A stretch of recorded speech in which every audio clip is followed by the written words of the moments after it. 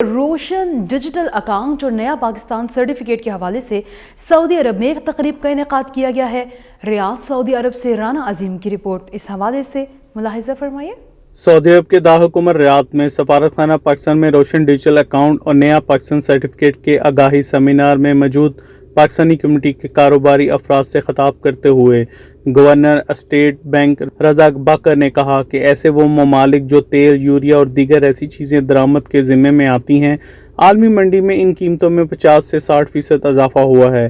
پاکستان میں بھی مہنگائی اس بدولت ہے۔ ہماری معیشت کو 2 چیلنجز کا سامنا ہے، ایک مہنگائی، دوسرا balance of payment per pressure ہے۔ ماضی میں جب بھی ایسے چیلنجز کا سامنا رہا، ہر وقت اس حوالے سے پالیسی کا فقدان رہا، مگر اس دفعہ ہماری پالیسی بر وقت ہے اور ہم کووڈ-19 کی وجہ سے جو معاشی بحران آیا ہے اس پر بڑی تیزی سے قابو پا رہے ہیں۔ روشن ڈیجیٹل اکاؤنٹ کے حوالے سے گورنر اسٹیٹ بینک کا کہنا تھا کہ وزیر اعظم عمران خان نے ہمیشہ سمندر پار پاکستانیوں کو اہمیت دی ہے۔ یہی وجہ ہے کہ روشن پاکستان ڈیجیٹل اکاؤنٹ اور نیا پاکستان سرٹیفکیٹ کا اجرا کیا گیا ہے۔ اب تک 3.5 لاکھ اکاؤنٹ کھل چکے ہیں، جس سے $3.5 بلین ان اکاؤنٹس کے ذریعے جمع ہوئے ہیں، جو ملکی معیشت کو مستحکم کرنے میں اہم کردار ادا کر رہے ہیں، اور روزانہ 700 سے 800 نئے اکاؤنٹ کھل رہے ہیں۔ سمندر پار پاکستانیوں کو چاہیے کہ ریئل اسٹیٹ میں سرمایہ کاری کریں، روشن ڈیجیٹل اکاؤنٹ کی اسکیموں